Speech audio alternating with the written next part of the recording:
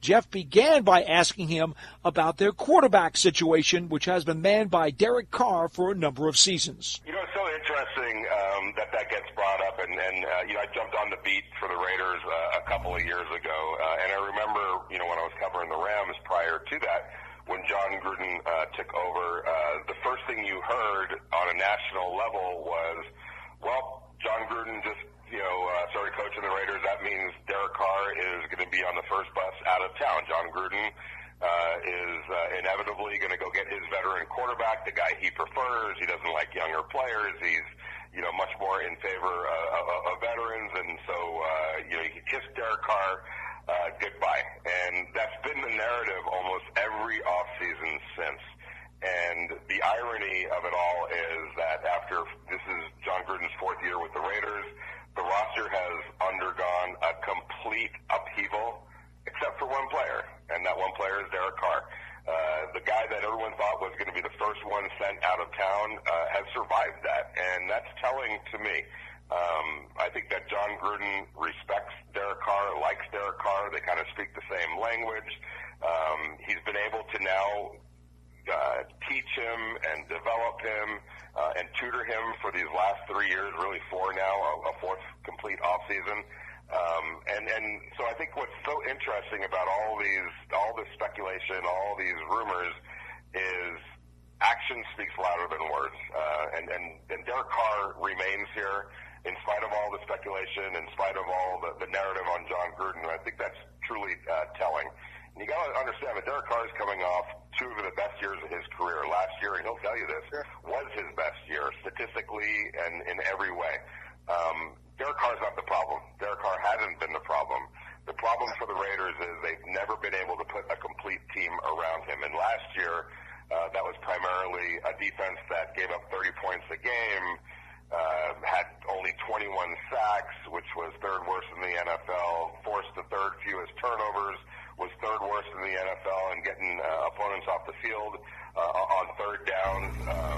It had surrendered leads with a minute 43 left against the Chiefs, 19 seconds and no timeouts left against the Miami Dolphins, and an overtime against the Chargers. This was not the fault of Derek Carr. I think the Raiders are perfectly comfortable with him as their quarterback. They just need to now complete the task of completing a team around him, and that's rests with the defense. So it's fun to talk about, and there's no question. Let's face it. Yeah. If Aaron Rodgers truly wanted to come to the Raiders and the Packers truly made him available, the Raiders would be all over that. They'd have to be. Any team would have to be. There's really only one quarterback in the NFL. When you think about it, that probably is not going to get traded for any other quarterback, and that's Patrick Mahomes. You can make a case for any quarterback below him, including Tom Brady. You don't think that if the Tampa Bay Buccaneers had a chance to get Patrick Mahomes and trade Tom Brady, what do you think the Tampa Bay Buccaneers would do? They'd make that trade, would they not? Or else somebody would have to get fired, because you're talking about longevity in Patrick Mahomes and an expiration date on Tom Brady. So the question has never been, would the Raiders pursue a better quarterback? It's when do those quarterbacks become available, and who are they, and how do you go about going to get him, that quarterback? So until that time comes, they're perfectly happy with Derek Carr, who they believe is a playoff caliber quarterback. As a quarterback, I'm always concerned when a team basically dismantles the offensive line in front of me. I'm looking at the Raiders' offensive line, and basically that's what happened this offseason, a bit of cap clearing space. Vinny, talk to me a little bit about the replacement, the guys that left there, and how they're going to try to regroup that offensive line to protect and be able to get their running game going, which I know that John Gruden loves to rely on that running game. Yeah, absolutely. And that running game took a little bit of a hit last year because of the offensive line. And it's interesting when you look at that offensive line. They got 5 plays total from the projected unit, the projected starting unit going into the NFL season. So when you look at it from that perspective, because of injuries, and when you look at it from that perspective, it's not as this complete overhaul as you might think it is. Trent Brown, who Alex Leatherwood is the new right tackle, the rookie from Alabama, but he's really not replacing Trent Brown. Trent Brown played 4 games last year for the Raiders. He was somewhere. I don't know where he was necessarily at all times, but he certainly wasn't on the field. So in reality, Alex other one is replacing Sam Young, who he had problems himself getting through games, and he's a backup for a reason. He's never been a real starter for a reason.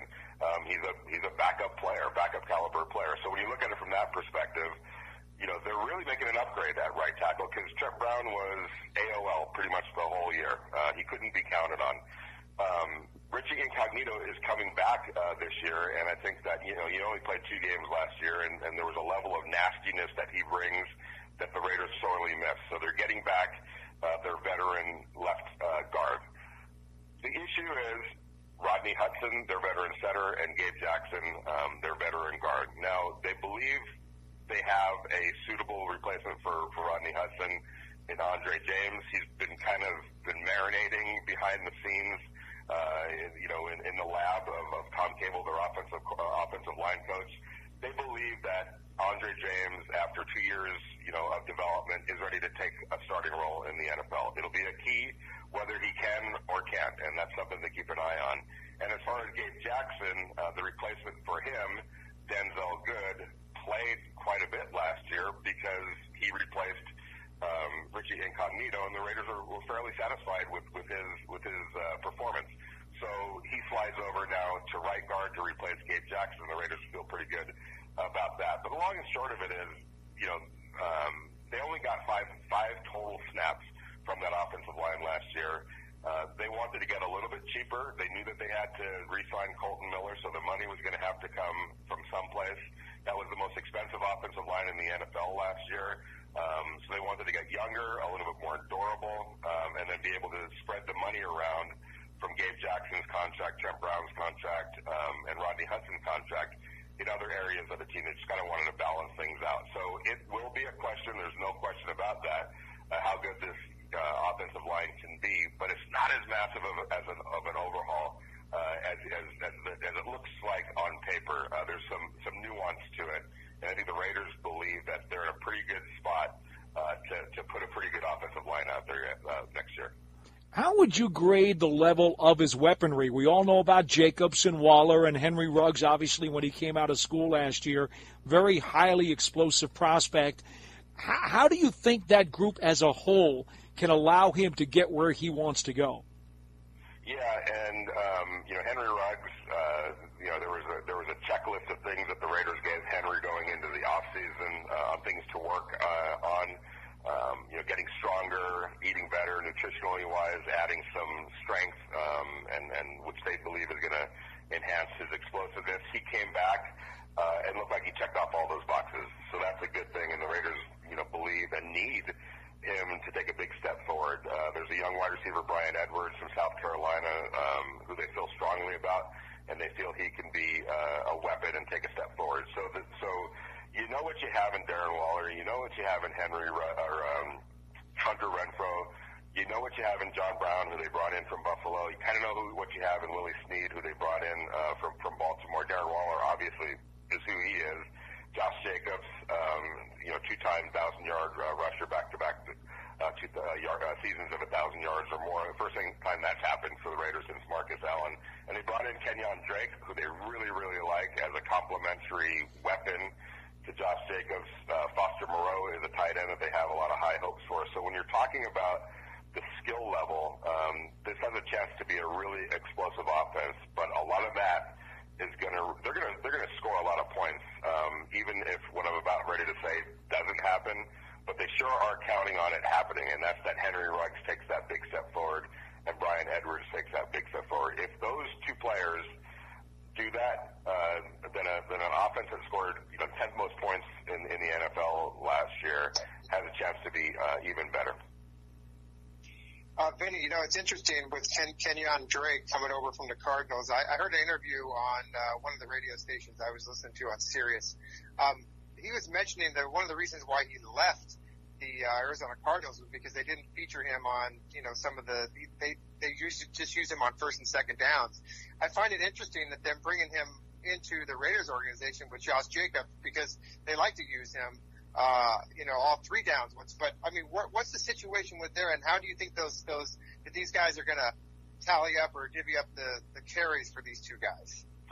It's a great question, and I know in talking to John Gruden, he was ecstatic to get Kenyon Drake, and he feels like he's going to be a real, it's hard to even, call him a running back B to Josh Jacobs as running back A. He's really a weapon, and they plan to use him in a whole bunch of different ways, lining him up at wide receiver. I know Kenyon really is excited about getting back to doing that. He did that in Miami. It didn't happen so much in Arizona, so he's happy that that's going to be part of the equation here in Las Vegas. And I think that, if you look at the Raiders, they scored the 10th most points in the NFL, but there were some conspicuous areas that they need to get better at, and one is in red zone offense, scoring touchdown-wise. They were 23rd in the NFL on touchdown percentage in the red zone, right around 54%. So their efficiency in the red zone was great, but unfortunately, it was the result of too many field goals compared to touchdowns. And as Foster Moreau told me the other day, we love Daniel Carson, our kicker. We just don't want to see him kicking three-pointers. You stay over there until we score the touchdown and then come in and kick the extra point. And so that's been kind of the goal. And I think Kenyon Drake, with his ability to line up as a wide receiver, catch it out of the end zone, run it, in addition with Josh Jacobs, could help in that area. And another area that it's going to help in is the Raiders are going to be able to go up tempo a lot more because they have a piece in Kenyon Drake who they can line up all over the field. And it's going to put a lot of pressure on defenses to keep up. They're not going to be able to substitute in those situations, and they're going to have to keep an eye on somebody like a Kenyon Drake because the Raiders' intent is to try to, force a defense into sticking with a certain personnel group and then attacking them with a personnel group that they feel could be really, really versatile in a lot of different ways. So I think you'll see a lot of that as well. But he's somebody that, I know people were kind of scratching their head a little bit. Why would you pay Kenyon Drake that kind of money? You already have Josh Jacobs. But John Gruden has a plan for that, and I think it's going to work out great. And they're really close friends. He and Josh Jacobs are really close friends. In fact, Josh Jacobs was the one who pushed hardest for Kenyon Drake to come join him in Las Vegas, first lobbing Kenyon some phone calls to try to, hey, come over here, help me out, come on here to Las Vegas, and also to the Raiders, although I don't think the Raiders needed all that much arm twisting because Gruden's a huge fan of Kenyon Drake. Vinny, let's flop at the defense. When Ferrell came out in the draft out of Clemson, I was a huge fan. I really thought that he had showed me so much, especially in his last year with the Tigers, that he was worthy of a top 10 pick. Now, I think a lot of people out there would probably say this has got to be the year he needs to really show it. He improved in his second season, but this is the year where he's got to bust out in year number 3. And obviously they brought in Ngakoue from Baltimore. How much better is that front have to be this year for them to do what they want to do? Well, it definitely has to be. It has to take a major step forward. That unit accounted for 14 sacks last year. That's almost embarrassing to say from an entire defensive line. A couple things. Cleve Ferrell, before injuries hit last year, and then he got a nasty bout with COVID-19, which took a big chunk out of him. He'll tell you that. It was no flu, and let's put it that way, for Cleve Ferrell, and he felt the effects for a little while after that. But before that, he was, if you believe in Pro Football Focus, and to me they do a really good job over there, he was for throughout most of when he was healthy, he was being ranked as a top 12 defensive end in the NFL. He finished in their rankings top 16, which is fine. I mean, and it's kind of weird because he catches a lot of heat. I get it. He was the 4th overall pick in the 2019 draft. He can't do anything about where he was drafted. If you look at that draft, it was kind of thin. There was probably 3 star players in that draft, and the Raiders had the unfortunate, landing spot of 4 in probably a 3 great player draft. But that doesn't take away from the fact that Cleve Ferrell has played some really good football and made took a big step forward last year, and I expect him to take another step forward this year. You mentioned Yannick Ngakoue, and the interesting part of that is it really gives Gus Bradley, the new defensive coordinator, a lot of options in that defensive end rotation, because I suspect that it'll be unique starting on one end, Cleve Farrell on the other. That allows them to use Max Crosby much more judiciously. He played almost 200 more snaps last year compared to 2019, his rookie year, and frankly, there were some diminished returns. I think he played way too many snaps last year. I think the Raiders want to manage that and get a better player at the end of games and at the end of the season down the stretch for Max Crosby than they got last year. But what I think you're going to see is on like known passing situations, key passing situation, is Cleve Farrell having the ability to kick inside and either Unique Ngakoue rushing off of his end or Max Crosby, and that's only going to strengthen and deepen that rotation. And keep in mind, Carl Nassib, who kind of had a disappointing year last year, is back, and he's fully capable of getting 5 to 6 sacks. They drafted Malcolm Kuntz from Buffalo, who I think they expect to get on the field fairly early as a pass rush specialist. They added Solomon Thomas, they added Darius Philon, they added Quentin Jefferson.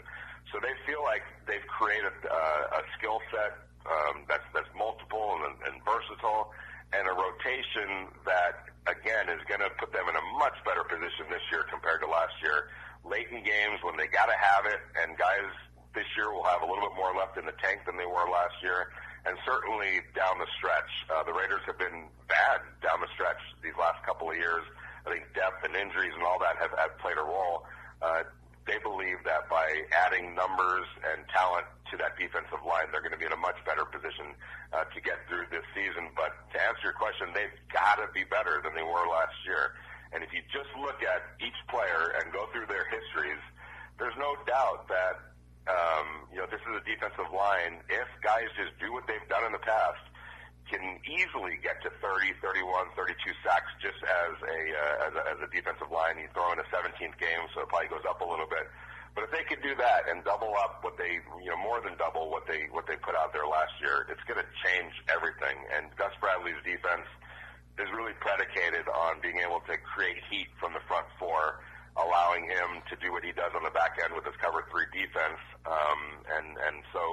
But it all starts up front, and they feel like they've made the necessary moves. They feel really good about their front 7, including the 3 linebackers.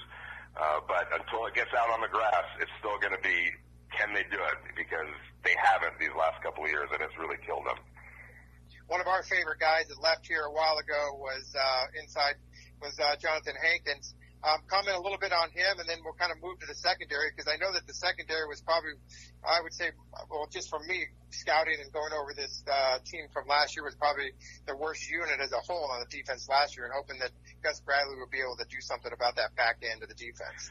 Yeah, no doubt about it. And Jonathan Hankins is somebody that he fits into that rotation that they've been touting and talking about, and for the first time in years. There's probably going to be some good players that got cut from that defensive line, and that's a pretty good problem to have. So they feel pretty good about Jonathan coming back and what he's going to be able to add with Solomon Thomas, who they believe still has some upside. Now healthy, is going to be that 3 technique kind of exclusively. I know with the 49ers, Solomon has talked about, hey, kind of got moved around a lot. Probably was played a little bit out of position. That could have contributed to him not breaking through like everyone had hoped as a 3rd pick overall a few years ago. Keep in mind they could have had a guy by the name of Patrick Mahomes or Deshaun Watson, but no, they drafted Solomon Thomas. So I think that'll always be a sour spot with the 49ers. But nevertheless, Solomon Thomas this year, he's got talent. Can they tap into it? And then Quentin Jefferson is a veteran, has made the playoffs, has produced, during his time. If he can do what he just has done in the past, that unit has a chance to be much, much better than it was last year. I want to ask you about the linebackers, because I kind of thought that Littleton was a bit of a disappointment last year when they brought him in. And how important is it for him to have a bounce-back season, if, in fact, you concur with my assessment? Not only do I concur with your assessment, but so does Corey. And I covered Corey in Los Angeles with the Rams, and I saw his growth from an undrafted free agent, then a special teams ace, then a Pro Bowl linebacker. There's nobody that has more pride He was disappointed, embarrassed, frustrated, pissed off, if I could use that term, about what happened last year. There was a lot that probably contributed to it. Number one, making the switch from the Rams to the Raiders. He was asked to do a whole bunch of different things with the Raiders compared to the Rams. I think that's going to be addressed under Gus Bradley. There also wasn't, and I know every team had to go through this, but some teams were able to handle it a little bit better. There wasn't an off season for him to get acclimated and develop chemistry. So he just had a bad year. And but from my perspective, I refuse to believe that Corey Littleton forgot how to play football. The player that I saw last year just looked tentative, unsure, uncertain. And he talked to us after the season and said, I felt like I was a chicken without a head running around out there, thinking way too much. And he's an honest, proud kind of a player. If he can get on track, it changes everything because he really is a good player, and he's hugely important to the Raiders' defensive efforts last year. I have to imagine that under Gus Bradley, being asked to play a role that better suits him, he's going to get things turned around, and if so, that changes everything. Jeff, I'm going to cut in here 1 second, too, because I also want to go to the secondary and ask you about second-round pick Trevon Moehrig, who some people thought might have been the best safety in this year's draft, but the Raiders went and got him in the second round. Does he have to make an immediate impact for them? Well, they're certainly hoping so, and that was sort of a gift from the heavens, the way it all worked out. It's funny because on draft night, everyone was jumping up and down when they drafted Alex Leatherwood, who kind of fits in really well with what Tom Cable does in that zone run game that they have. But there was a feeling like the Raiders reached, on Alex Leatherwood. That's, I guess, neither here nor there. Every team has a different criteria that they're looking for, and we'll see, this season. But so for the restless night that Raider Nation had, lamenting the drafting of Alex Leatherwood, it soon turned into just joy. The following day when they traded up from the 48th spot in the second round to go get Trevon Moehrig. And so the irony being, had you told Raider Nation you would have gotten Trevon Moehrig and Alex Leatherwood in the first and second round, they would have been jumping for joy. It's just that it was the order that it happened that caused such a sleepless night. So it's kind of funny that it all worked out, but in a great way for the Raiders because they were able to address that right tackle position in Alex Leatherwood.